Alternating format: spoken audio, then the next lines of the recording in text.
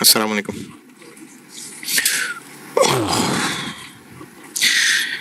दुरूद शरीफ पढ़ना है।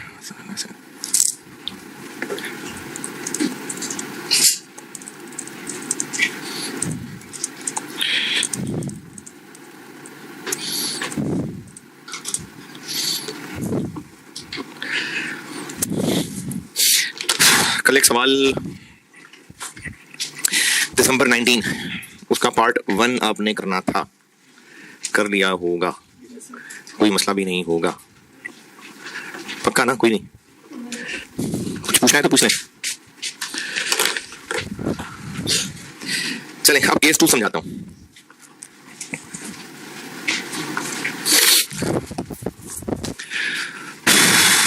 अच्छा हाँ, ये रिकॉर्डिंग वालों को एक सवाल हो सकता है, ये जो पीडीसी है ये किन को सपोर्ट कर रहा है? कराची और लाहौर को। अच्छा, कराची की लाइफ एवरेज कितनी? कराची की एवरेज लाइफ कितनी है? 10 साल। लाहौर की 8 साल। पेशावर की 6 साल। हेड ऑफिस बिल्डिंग की, हेड ऑफिस जो भी है, इसकी लाइफ 15 साल। पीडीसी 5 साल। हेड ऑफिस बिल्डिंग की लाइफ इन सबसे ज्यादा है, यानी हेड ऑफिस मौजूद रहेगा, ये खत्म हो जाएंगे तो इसको हेड ऑफिस ज्यादा सपोर्ट कर रहा होगा, ये तो जल्दी खत्म हो जाएगा। इसलिए हम कैरिंग अमाउंट को भी वेट लेते हैं और ईयर्स को भी लेते हैं। पीडीसी तो चलना ही 5 साल है, तो पीडीसी को इनमें बांटते हुए ये वेटेज लेनी चाहिए? नहीं नहीं ली हुई पीछे, ली हुई है तो लेनी चाहिए कि नहीं लेनी चाहिए? दोनों आर्गुमेंट सही हैं। एक आर्गुमेंट यह है कि चूंकि ये है ही थोड़ी लाइफ वाला, तो इसने तो तीनों को 5-5 साल ही सपोर्ट करना है बस, इसलिए सिर्फ तीनों नहीं, दोनों, तो इसलिए कैरिंग अमाउंट काफी है। लेकिन एक आर्गुमेंट यह है कि 5 साल के बाद ये डेवलपमेंट खत्म हो जाएगी क्या? फिर हो जाएगी, फिर दोबारा शुरू हो जाएगी, फिर से सेंटर बन जाएगा, ये खत्म होगा, फिर सेंटर बन जाएगा। तो इसलिए वेटेज लेनी सही भी है, नहीं भी है। मुझे वैसे ज्यादा बेहतर वेटेज लेनी ही लगती है, लेकिन आई कैप के सोल्यूशन में ये भी लिखा हुआ था कि जिसने वेटेज नहीं भी ली तो भी ठीक है। यानी कॉर्पोरेट एसेट्स को बांटने के लिए कैरिंग अमाउंट की भी वेटेज और इन सीजीयू की लाइव्स की भी वेटेज लेनी है, जैसे किया भी हुआ है पीछे। जी, पॉइंट 1 रिक्वायरमेंट ए, पॉइंट 1 में किसी का कोई सवाल? हाँ जी।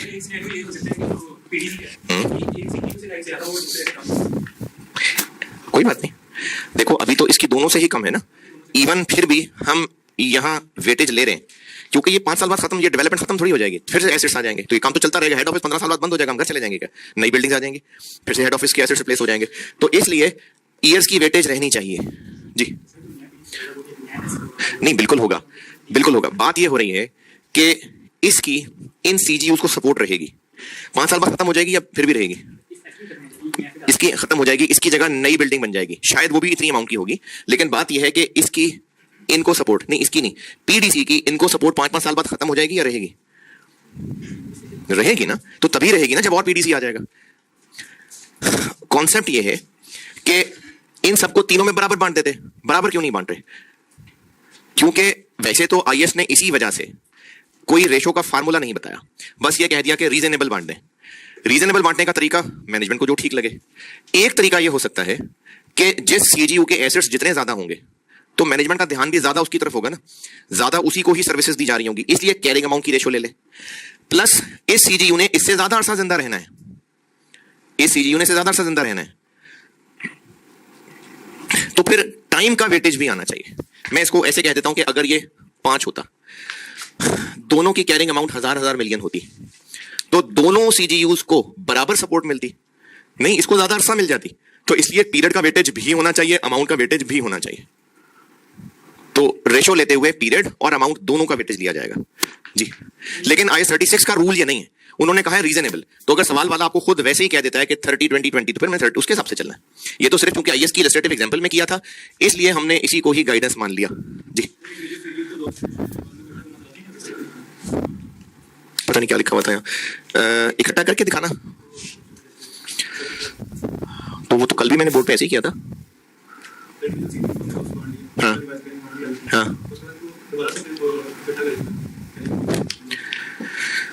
देखें हर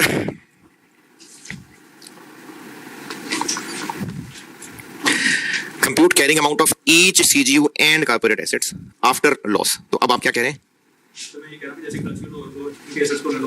जी बांट दिया। सब एसेट के इनके एसेट्स हम करके हमने उसके बाद रिवाइज करेंगे।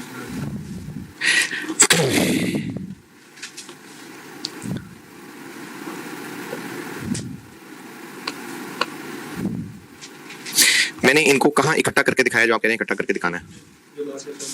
डब्बे से ऊपर, वर्किंग वन से ऊपर। हाँ हाँ, तो उसमें इकट्ठा मैंने क्या किया है?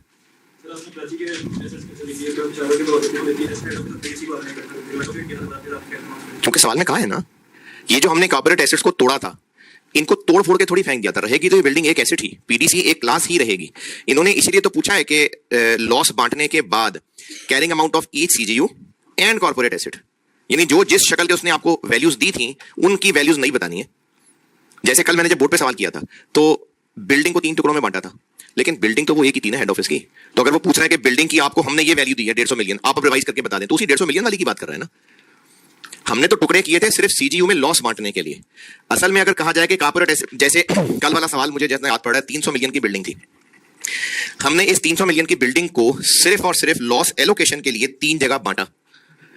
इन 2 जगह लॉस आया था, इस तीसरी जगह नहीं आया था। लेकिन अगर यह कहा जाए कि हेड ऑफिस बिल्डिंग की रिवाइज्ड कैरिंग अमाउंट बता दें, तो वो इस 300 मिलियन वाली बिल्डिंग की ही रिवाइज्ड कैरिंग अमाउंट पूछ रहे हैं ना। तो इस 300 में से जिस जिस टुकड़े में इंपेयरमेंट बनी थी वो माइनस करके ये है जी रिवाइज्ड कैरिंग अमाउंट बिल्डिंग की। अब 3 बिल्डिंग थोड़ी हो गई, बिल्डिंग तो एक ही है हेड ऑफिस। तो इसलिए इसमें उन्होंने जिस तरह का डाटा दिया था, आपको 3 सीजीयूज दिए थे और 2 कॉर्पोरेट एसेट्स दिए थे, और कहा है कि इनकी अब रिवाइज्ड वैल्यू बता दें, तो उन्हीं की रिवाइज्ड बतानी है ना। अब बिल्डिंग के 3 टुकड़े थोड़ी करके दिखा देना जी। पॉइंट 1 केस 2 समझाने लगा।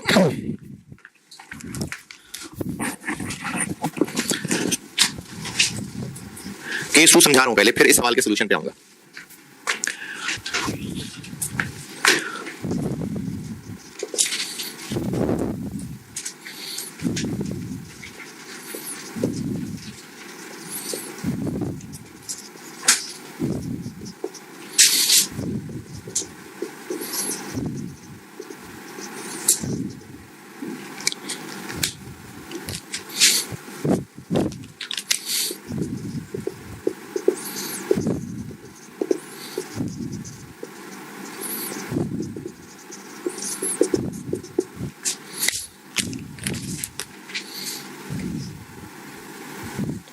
दो सीजीयू थे एक बिजनेस के, और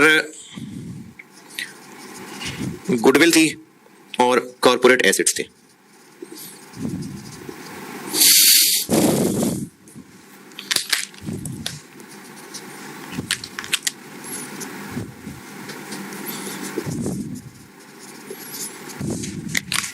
एक बिजनेस के 2 सीजीयू हैं और गुडविल और हेड ऑफिस बिल्डिंग है। अगर ये किसी रीजनेबल तरीके से इनमें बांट सकते हैं तो इनमें बांटा जाएगा, और बांटने के बाद इन सीजीयूज की शक्ल बन जाएगी कि थोड़ी सी गुडविल यहां आ जाएगी, थोड़ी सी गुडविल यहां आ जाएगी, थोड़ी सी हेड ऑफिस की बिल्डिंग यहां आ जाएगी, थोड़ी सी हेड ऑफिस की बिल्डिंग यहां आ जाएगी। और अब ये सीजीयू होगा जिसपे इंपेयरमेंट टेस्टिंग होगी, और ये हमने सीजीयूज में बांटा। अब इस सीजीयू के ऊपर इंपेयरमेंट टेस्टिंग लग जाएगी। जो कुछ सीजीयू से बाहर था वो बांट के सीजीयू का हिस्सा बन गया। अब इन 2 सीजीयू पे इंपेयरमेंट टेस्टिंग होगी जैसे वर्षों से करते आ रहे हैं। किसी एक सीजीयू में कोई 1 या 2 एसेट ऐसे हो सकते हैं जिन पे इंडिविजुअली I-36 लग सकता था?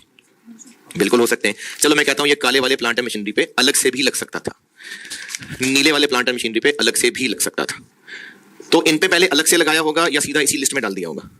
पहले अलग से लगाया होगा। ये अब तक हो चुकी है बात। इसका मतलब सीजीयू बनाने की मजबूरी इसकी वजह से नहीं है, इनकी वजह से, वरना ये तो अपनी जिंदगी गुजार रहा है, इस पे तो I-36 लग ही रहा है। तो प्रॉब्लम है इनकी वजह से, इनकी वजह से। हमें इन काली बिल्डिंग और काले इक्विपमेंट को चूंकि I-36 लगाना था तो इसके साथ मिला के काला सीजीयू बनाना पड़ा। हमें इस नीली बिल्डिंग नीले इक्विपमेंट पे I-36 लगाना था, वरना प्लांट मशीनरी सही सेट था, उस पे I-36 लग रहा था। इनकी वजह से इसके साथ मिला के नीला सीजीयू बनाना पड़ा। यानी अगर हम इंपेयरमेंट टेस्टिंग की बात करें तो जिस इंडिविजुअल पे लग सकता है पहले लगा लें, फिर बाकी मासूमों की वजह से उसको मिला के सीजीयू बनाए। ये मैंने पुरानी बात ही की है, ये अभी तक नई बात नहीं की है। नई बात अब ये लाल और हरी करूंगा, काली नीली बात रिपीट कर रहा हूं। कल तक हम ये कर चुके कि जिस इंडिविजुअल एसेट पे I-36 लगता है पहले उस पे लगाना है, उसके बाद वो एसेट जिन पे इंडिविजुअली नहीं लग सकता है उनको इस पे मिलाना, फिर सीजीयू के ऊपर इंपेयरमेंट I36 लगाना। ये सीजीयू किसकी वजह से बनाना पड़ रहा है? बिल्डिंग और इक्विपमेंट की वजह से, वरना इस पे इंडिविजुअली लग रहा था। इनको सीजीयू में जबरदस्ती फिट करना पड़ रहा है। क्यों? क्योंकि इनके ऊपर इंपेयरमेंट टेस्टिंग करनी है। अगर तो इनको सीजीयू में फिट कर दिया तो ये कल तक वाला काम खत्म हो गया। लेकिन अगर किसी वजह से ये सीजीयू में फिट नहीं हो पा रहे, यानी अभी तो ये बस एक रैशनली मैंने बताया था ना कि रेशो में बांट दें, कोई इंतहाई शदीद लॉजिकल बात है, पत्थर पे लकीर आखिरी, मतलब इस पे कोई इसके खिलाफ आर्गुमेंट हो ही नहीं सकता। हो सकता है हेड ऑफिस वाले सिर्फ इन्हीं को थोड़ी सपोर्ट कर रहे हैं, वो तो नया भी सोच रहे हैं, वो तो नया विजन भी जाना चाह रहे हैं। जो बिजनेस डेवलपमेंट डिपार्टमेंट होता है, जिसको आप मार्केटिंग कह लें, उनका काम नए से नए काम ढूंढना भी होता है। तो हेड ऑफिस में जितने भी एसेट्स हैं, सब क्या सिर्फ इन एग्जिस्टिंग की सपोर्ट पे काम कर रहे हैं? नहीं, नए काम भी ढूंढ रहे होंगे। तो आर्गुमेंट मौजूद है कि इनको हम इनमें लाजमी बांट सकते हैं। नहीं भी बांट सकते। तो अगर तो इनको नहीं बांट सकते, आपको सवाल वाला बताएगा, अगर नहीं बांट सकते तो इन लाल और हरे का फिर क्या करें? अगर हम नहीं बांट सक रहे, प्लांट की बात दोबारा करता हूं, पहले इंडिविजुअल जिस पे लग सकता था लगाएंगे, बाकियों की वजह से फिर उसको साथ मिला के सीजीयू बनाएंगे। ग्रुप बनाना पड़ा ना बाकियों की वजह से। अब ये जो लाल और हरे वाले एसिड्स हैं, इन पे I36 तो इंडिविजुअली लग ही नहीं सकता, इनको किसी सीजीयू में ही फिट करना पड़ता है। अगर सीजीयू में फिट हो जाए तो जो कल तक कर रहे थे वही होगा। लेकिन अगर सीजीयू में फिट नहीं कर पा रहे तो इनकी वजह से इन सीजीयूज का बड़ा सीजीयू बनाना पड़ेगा। अब ये एक बड़ा सीजीयू है जिसमें सीजीयू 1 और सीजीयू 2 को नहीं मिलाया मैंने, इन सबको मिलाया मैंने। इसलिए ये सर्कल इनसे नीचे करके लगाया, एसिड्स को मिलाया है। देखें, जब रीजनल टीम बन रही है, लाहौर, पेशावर, कराची की टीम सिलेक्ट हो रही है, उसमें जो खिलाड़ी सिलेक्ट हो रहे हैं वो लाहौर की टीम के खिलाड़ी हैं, कराची की टीम के खिलाड़ी हैं, पेशावर की टीम के खिलाड़ी हैं। उनका नाम उस शहर के साथ लिंक्ड है।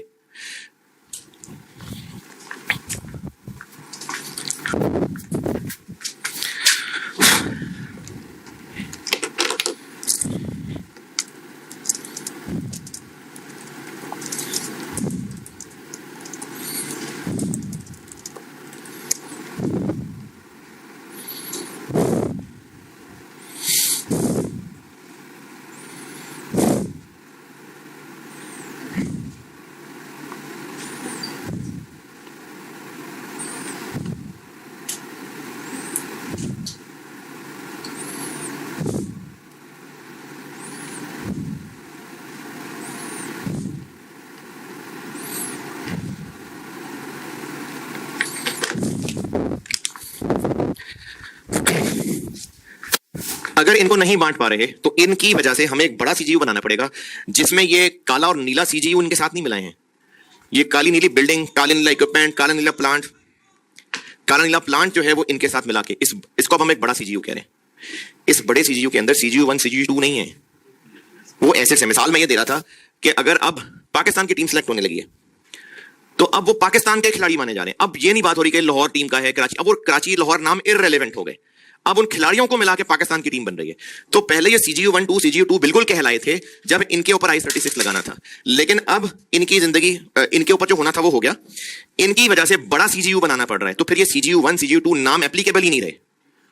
इन सब को मिला के अब एक बड़ा सीजीयू बना लिया और इसके ऊपर अब इंपेयरमेंट टेस्टिंग होगी। तो अब हायरार्की हो गई 3। जिस इंडिविजुअल एसेट पे इंपेयरमेंट टेस्टिंग हो सकेगी, पहले उस पे इंपेयरमेंट टेस्टिंग होगी। फिर नंबर आएगा सीजीयू का, फिर नंबर आएगा बड़े सीजीयू का, यानी 3 स्टेप्स के अंदर। और ये किस केस की बात हो रही है? जब इनको बांट नहीं सकते। तो अभी तक हम ये वाला काम तो कर ही रहे थे, लेकिन ऐसा जिसको स्टेप 1 स्टेप 2 या अब फर्स्ट इंपेयरमेंट सेकंड इंपेयरमेंट मैंने नाम यूज नहीं किया था, वरना अब तक फर्स्ट इंपेयरमेंट सेकंड इंपेयरमेंट हम कर रहे हैं। कैसे? पहले जिस एसेट पे इंडिविजुअली इंपेयरमेंट कर सकते हैं पहले उस पे करते हैं, जो मैंने कल परसों सवाल सॉल्व किए थे ऐसे ही किया था। जब इसको कर लेते हैं तो इसको फिर सीजीयू में शामिल कर लेते हैं, लेकिन इसको दोबारा लॉस नहीं जाता। क्यों? क्योंकि पहले ही हो गया होता अपनी लिमिट तक। फिर इस सीजीयू का हिस्सा बनाते हैं, उसके बाद हम सीजीयू की इंपेयरमेंट करते हैं। तो फर्स्ट और सेकंड हम पहले भी कर रहे हैं। अब इनकी वजह से जो एलोकेट नहीं हो पा रहे, इनकी वजह से अब एक थर्ड लेवल की इंपेयरमेंट टेस्टिंग फिर से होगी और अब की बार बड़ा सीजीयू होगा। अच्छा, जब बड़े सीजीयू की इंपेयरमेंट हो रही होगी तो लॉस क्या सिर्फ इनको बटेगा? ये बात शायद अभी मुझे लग रहा है सवाल कराए बगैर शायद आपके लिए मुश्किल हो, लेकिन चलो पहले बगैर वैल्यूज के पूछ के देखता हूं, फिर सवाल में तो वैल्यूज ले ही आऊंगा। बड़ा सीजीयू निकाला, उसकी इंपेयरमेंट टेस्टिंग की, तो उसका जो लॉस निकला वो सिर्फ इन दोनों को एलोकेट होगा या अब उन सबको होगा? सबको होगा। चले मैं सवाल को थोड़ा सा और परेशान करने के लिए फिर से पूछता हूं। जब हम ये नीले वाले सीजीयू की इंपेयरमेंट टेस्टिंग कर रहे थे तो प्लांट को फिर से लॉस एलोकेट हुआ था। क्यों? क्योंकि पहले वो इंपेयर हो चुका था, अपनी लिमिट पे आ चुका था। यहां पर उस पर दोबारा नहीं चार्ज हुआ, बाकियों पे हुआ। अब जब बड़ा सीजीयू बनाएंगे तो इसका लॉस किसको एलोकेट होगा? सिर्फ इन दोनों को या बाकियों को भी? लेकिन वो तो पहले नहीं, सेकंड इंपेयरमेंट। हाँ, लिमिट इंडिविजुअल एसेट पे लगनी है, सीजीयू पे लिमिट नहीं लगनी है। यानी ऐसा नहीं है कि चूंकि नीला वाला सीजीयू इंपेयरमेंट टेस्टिंग भुगत आया है तो अब बड़े सीजीयू का लॉस सिर्फ इन दोनों को जाना है। नहीं समझ रही बात? काला वाला सीजीयू अपनी इंपेयरमेंट टेस्टिंग भुगत आया, अब बड़े सीजीयू का लॉस सिर्फ इन दोनों को बंटना है, ऐसा नहीं है। अब सीजीयू 1 सीजीयू 2 नाम ही खत्म हो गए, अब ये सारे एसेट्स फिर लाइन में खड़े होंगे। हाँ, इसको और इसको लॉस नहीं जाएगा, काले और नीले प्लांट को। क्यों? वो इंडिविजुअली लिमिट पे आ चुका था।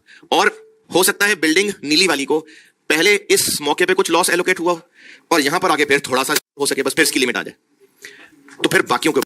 तो जब थर्ड लेवल इंपेयरमेंट करनी है तो उसमें उन सीजीयू के साथ इसको नहीं मिलाना, उन सारे एसेट्स को इनके साथ मिला के फिर एक बड़ा सीजीयू बनना है और उस बड़े सीजीयू का लॉस जो होगा वो सबको बटेगा। और इन सब में सबसे पहला शिकार गुडविल होगी और की लाइन में इनके साथ ये भी खड़ा होगा, यानी इसको भी प्रोपोर्शनेट ही बटेगा। बाकी फिर मैं सवाल सॉल्व करके दिखाता हूं तो फिर से ये बात समझाने की कोशिश कर लेता हूं। जी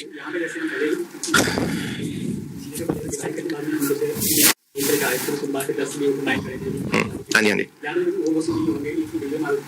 देखें, अभी तक जो एग्जाम क्वेश्चन रहे उसमें चूंकि ये 3-3 लेवल की इंपेयरमेंट आ रही थी ना, तो फिर इनका डिटेल ब्रेकअप नहीं बताया हुआ, बस उसको CG1 CG2 कहा हुआ है।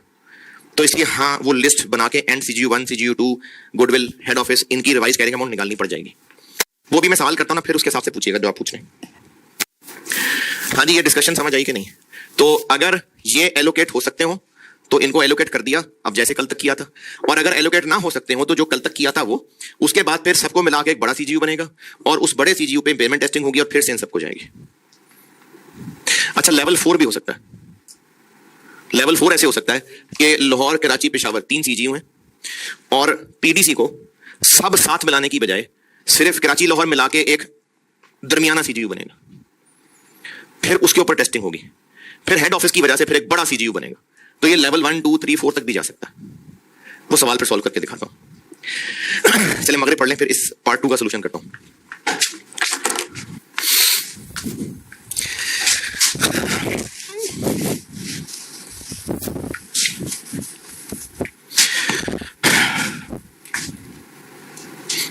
दिसंबर 19 पार्ट ए का पॉइंट 2, केस 2। वो कह रहे जी कॉर्पोरेट एसेट्स एलोकेट नहीं हो सकते। दिसंबर 19 पार्ट ए पॉइंट 2, एलोकेट नहीं हो सकते। तो फिर हमने क्या करना है? सबसे पहले इंडिविजुअल एसेट, उसकी क्योंकि सवाल में डिटेल है नहीं इसलिए ये वाला गायब हो गया। उसके बाद छोटे छोटे सीजीयू के बड़ा बड़ा सीजीयू, पहले छोटे सीजीयू।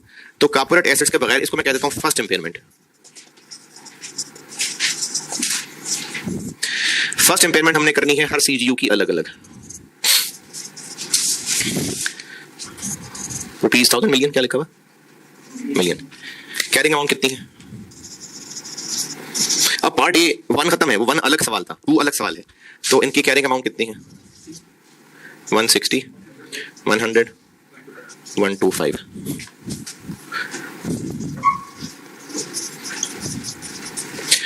और इनकी रिकवरेबल अमाउंट कितनी है? कराची की 155, लाहौर की 115 और पेशावर की 169। तो पहले छोटे छोटे सीजीयूज को इंडिविजुअली देखना था, तो इनमें कराची है 5 का इंपेयर्ड, बाकी नहीं है। ये फर्स्ट इंपेयरमेंट होगी। अब अगला काम कॉर्पोरेट एसेट्स को मिलाना है और बड़ा सीजीयू बनाना है। लेकिन इस सवाल में पीडीसी को कवर करने के लिए पूरी कंपनी को बड़ा करने की जरूरत नहीं है। पीडीसी किससे रिलेटेड है? तो एक दरमियाना सीजीयू बनाना पड़ेगा, इसको मैं कह देता हूं सेकंड इंपेयरमेंट। और अब सेकंड इंपेयरमेंट हमने करनी है, और ये आप लोगों के लिए या चलो एग्जामिनर के लिए भी, PDC with Karachi and Lahore. अब इस दरमियाने CGU की कैरिंग अमाउंट कितनी?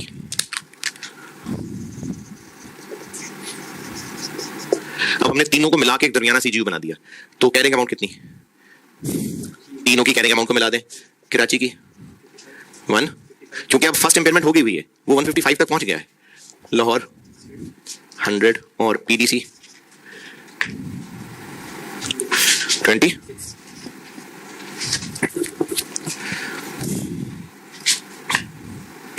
To 8 1 recoverable amount. अब इस दरमियाने CGU की रिकवरेबल कैसे निकालें?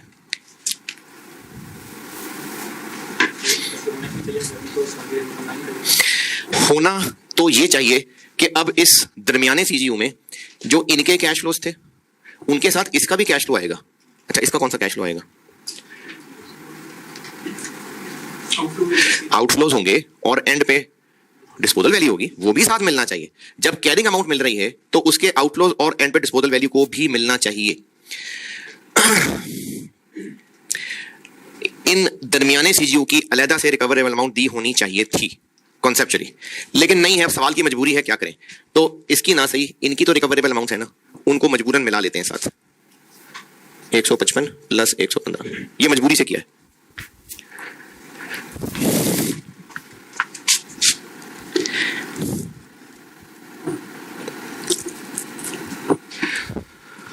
कितनी बनी? 270। तो इस दरमियाने CGU पे पेमेंट लॉस हो गया 11 का, और इस 11 को किसको बांटना है? इन तीनों को।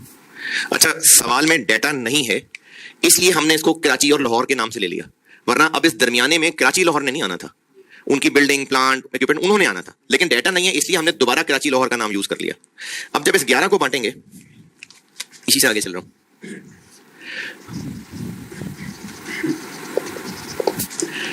तो कराची के हिस्से में लॉस आएगा 11 इंटू 155 ओवर 281। लाहौर के हिस्से में आएगा 100 ओवर 281, और PDC के हिस्से में आएगा 26 ओवर 281।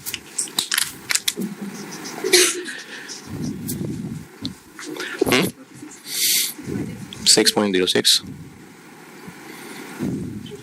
3.91 1 point।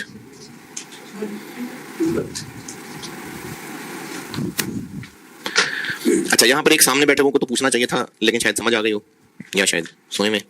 लेकिन कंप्यूटर पावर वाले जरूर सोच रहे होंगे कि लाहौर को क्यों लॉस एलोकेट हो रहा है या कराची को क्यों हो रहा है। वो तो पहले ही अपना सजा भुगत के आया था।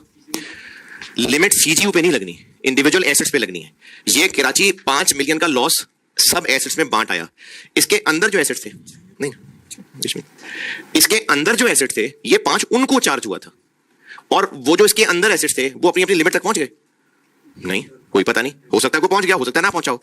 तो इसलिए हमारे पास तफसील नहीं है, इसलिए हमने नाम यहां कराची यूज कर लिया, वरना अब इस दरमियाने CGU में कराची लाहौर नहीं आ रहा, बिल्डिंग, प्लांट, इक्विपमेंट वो आ रहे हैं। तो इसलिए वो जो पहले लॉस चार्ज किया था, ये CGU की हद तक बस इतना लॉस बनता था। तो हम अब इस दरमियाने CGU में ये नहीं कह सकते कि ये दोनों अपनी अपनी सजा भुगत आए हुए हैं, अब इनको लॉस नहीं जाना चाहिए, क्योंकि लिमिट CGU की नहीं होती है, इंडिविजुअल एसेट की होती है। ओके, ये सेकंड इंपेयरमेंट हो गई। अब हमें दरमियाने CGU से एक बड़ा CGU बनाना पड़ेगा। किसकी वजह से? हेड ऑफिस की वजह से।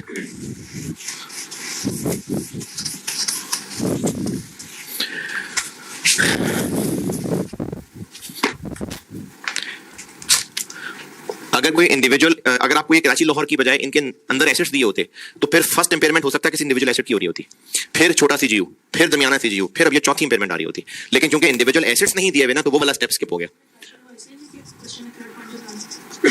देखें, हमने PDC और हेड ऑफिस इन दोनों को अलग अलग देखना है।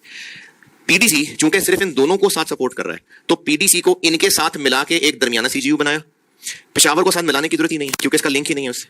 तो हमने स्मॉलेस्ट पॉसिबल ग्रुप बना के देखने। PDC का मसला इनसे हल हो रहा था, इसलिए पहले हमने PDC को मिला के एक दरमियाना ग्रुप बनाया। यानी फौरन ही देखें कहीं लड़ाई भी हो रही है ना, तो पहले एक बंदे से काम नहीं चला तो कुछ ज्यादा लोग मिल गए, पहले ही नहीं एटम बम मार देंगे जाके, स्टेप बाय स्टेप बढ़ेंगे। तो जब इसका इन दोनों से काम चल रहा था तो सबको मिला के एकदम से पूरी कंपनी को सीजीयू कहने की जरूरत नहीं थी। अब हेड ऑफिस की वजह से, चूंकि वो तीनों को सपोर्ट कर रहा है, तो इसलिए हेड ऑफिस की वजह से अब जो ग्रैंड सीजीयू बनाना पड़ रहा है वो पूरा बिजनेस है।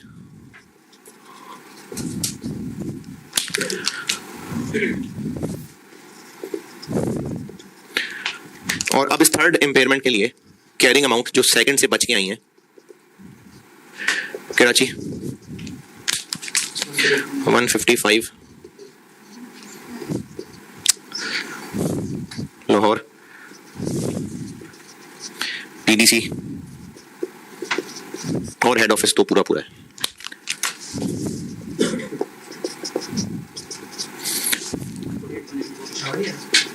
अरे हाँ पेशावर जी, लाहौर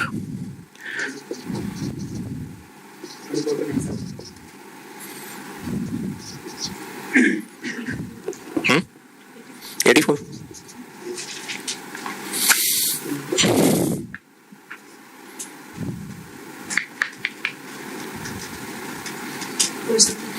फोर सेवन 9। अब इस ग्रैंड सीजीयू की रिकवरेबल अमाउंट होना ये चाहिए था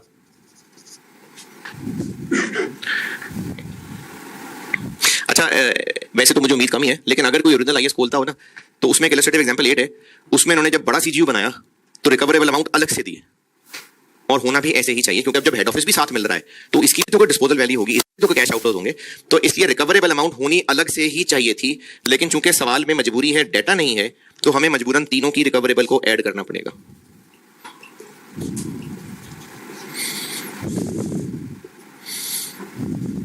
अच्छा, चूंकि हम तीनों को मजबूरन ही ऐड कर रहे हैं तो इस पे कोई आर्गुमेंट ये कर सकता है कि तीनों की रिकवरेबल को फिर ऐड नहीं करते, तीनों की वैल्यू यूज को कर देते हैं और तीनों की fair value less cost sell कर देते हैं, उनमें से हायर ले लेते हैं, ये भी हो सकता है। कर तो हम मजबूरन ही रहे हैं ना, तो तीनों की रिकवरेबल को ऐड कर लें और चाहे तीनों की वैल्यू यूज को करिएगा ऐड, तीनों की वैल्यू यूज को। अच्छा ये तो बताए ना आंसर, ये क्या बना 39, तीनों की वैल्यू यूज को करिएगा ऐड 434 और फेयर वैल्यू को 43, तो ये भी ठीक हो सकता, क्योंकि असल में तो होनी ही अलग से रिकवरेबल चाहिए थी पूरे बिजनेस की, नहीं है तो मजबूरन कोई तो हल करना था, तो तीनों के रिकवरेबल को ऐड करते हैं जब मजबूरन कर ही रहे हैं, या फिर तीनों के वैल्यू यूज और फेयर वैल्यू को ऐड करके फिर उनमें से 434 ले लें, ये भी सही है। तो अब इस थर्ड इंपेयरमेंट टेस्टिंग में इंपेयरमेंट लॉस निकल आया 40।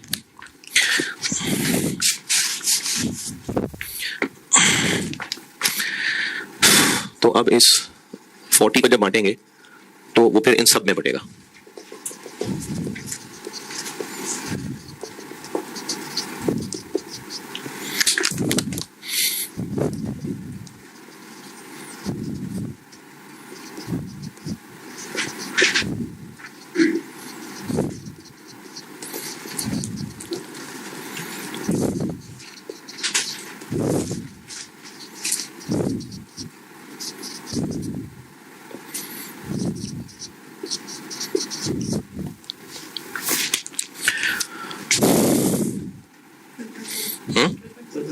फोर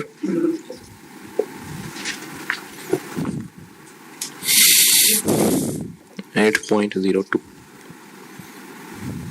ये मैंने पेशावर को ऊपर किया है इसलिए ये वाली नहीं, ये वाली वैल्यू देखेगा 10.4 7.02 2.08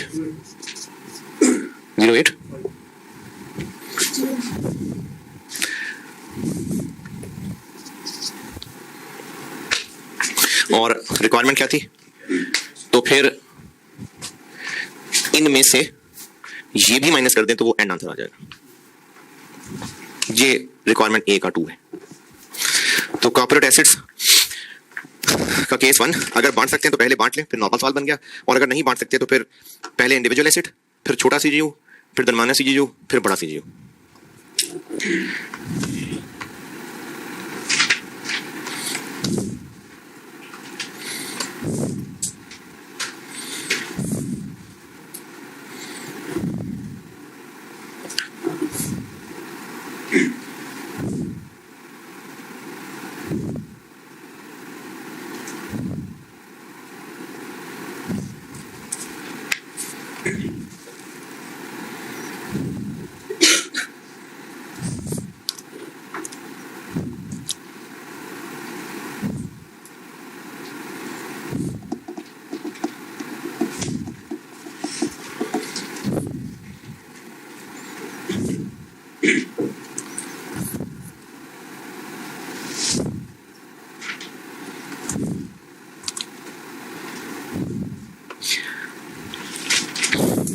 अच्छा, इसका जो पार्ट बी है ना, ये लास्ट सेशन में पढ़ाते हुए मुझे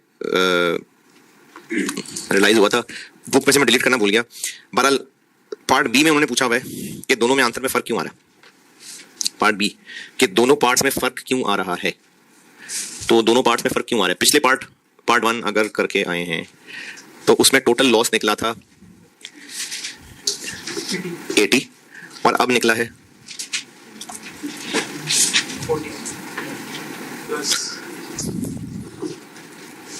56, 5, 11 और 40, 56। तो पूछ रहे हैं कि डिफरेंस की वजह क्या है। तो पहले 80 निकला, अब 56 निकला, तो वजह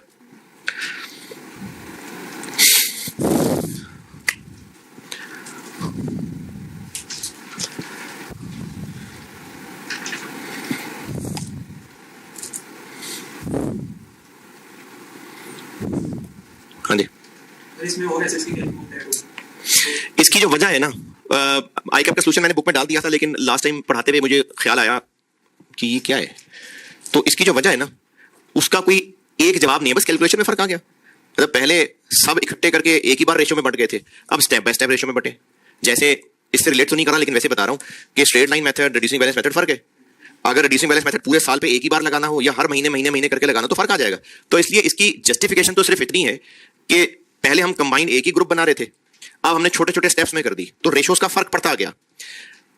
इससे ज्यादा और जस्टिफिकेशन नहीं दे सकता। इसमें जो एग्जामिनर ने लिखा हुआ है ना सोल्यूशन, वो मुझे उतना पसंद नहीं आया। अगर आप में से किसी को आया हो तो मुझे भी समझा देना। एग्जामिनर ने सोल्यूशन ये कहा हुआ है कि कितने का फर्क है, पहले था 80, अब कितना हुआ है 50,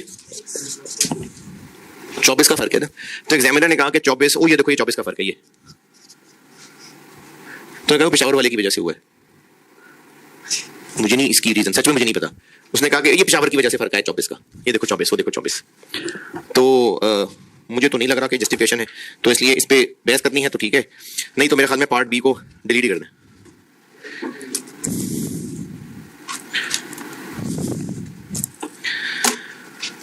रेहान एक मिनट को रोकना।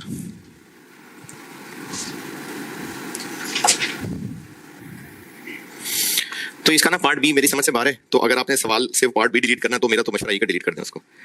फिर भी अगर किसी को लगता है कि नहीं इसकी जस्टिफिकेशन ढूंढूंगा, तो मुझे भी जरूर बताना। अभी तो मुझे समझ नहीं आई कि उसने इत्तेफाक से 24 ढूंढ दिया, तो मुझे तो इतनी खास दिल को लगी नहीं बात। अच्छा, वो ना एक घर का एक अर्जेंट काम मुझे पड़ गया, अभी मुझे घर से कॉल आई थी, मुझे ना फौरन निकलना है। तो बस मैं फिर यहीं एंड कर रहा हूँ, मतलब ये लेक्चर 9 यहीं एंड कर रहा हूँ। आज का दिन है वेडनेसडे, तो ये IS36 का एक लेक्चर रह गया, वो फिर मैं मंडे को पूरा करके तो अगला IS कराता हूँ। ठीक है, मुझे भी अर्जेंट निकलना है। ठीक है, अल्लाह हाफ़िज़।